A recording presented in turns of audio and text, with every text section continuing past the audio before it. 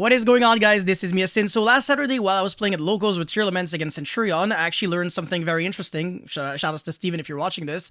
But basically, the deck, the Centurion deck, is actually able to do something that, for some reason, I actually completely forgot you could even do, even though it makes total sense. And if you are not aware about it, and you are not really playing around that possibility, you might lose some unlosable games and feel really stupid. So basically, the game state was that my opponent had the Legatia, as well as Primera, Trudea, and the Field Spell, and I had a Heartbeats alongside like some tier elements cards, whatever. And my opponent, you know, he didn't have the Jewsworm, but he could have had it.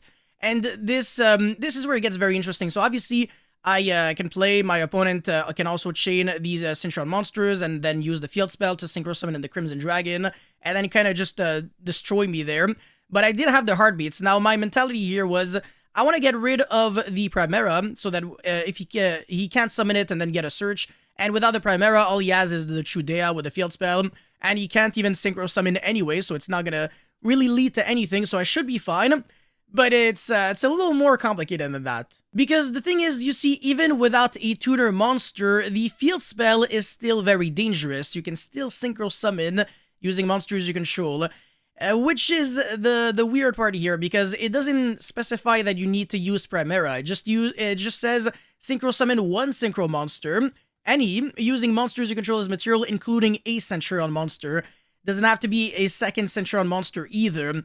And this is where it gets kind of nuts. So I, of course, at this point, would have lost to a Jewsworm if my opponent had one. But then, even if I have a way to keep playing the game, when I special summon a monster, my opponent can actually trigger the Field Spell. And then I would be very confused, because I'd be like, wait, I don't get it. You don't have Primera. You can't really summon anything. Yeah, no, because your opponent can actually still summon Chaos Angel without even needing tuner monsters. So with just a bestial monster and like a Trudea, if the Primera gets stopped, you can still play into a Chaos Angel and then lose 2 cards, because not only will the Jewsworm send a special summon monster, the Chaos Angel will also banish something, and that is absolutely horrendous. Like, this is the worst way to lose a game that you have no business losing.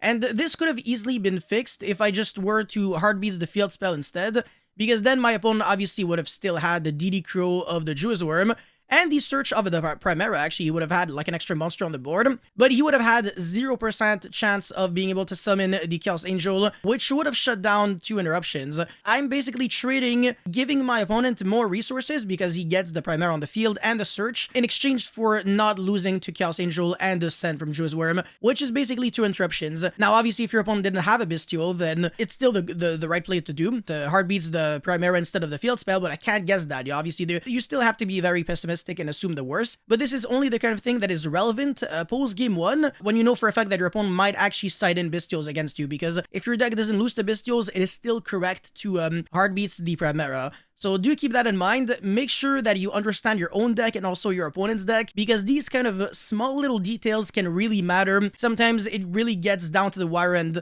the most important thing is making sure so that your opponent doesn't get a follow-up, because sometimes the deck is actually really bad after turn 1, or some other times the only thing that really matters is making it so that your opponent cannot stop you to death. But yeah, I keep learning small little details like that every single week, which is the reason why I go to locals every now and then. Even though they're far away from me, it's still a very good learning experience. But yeah, that's it for this quick little video right here. Thank you guys so much for watching. Don't forget to like and subscribe, and I'll be right back with another video very, very soon. Take care.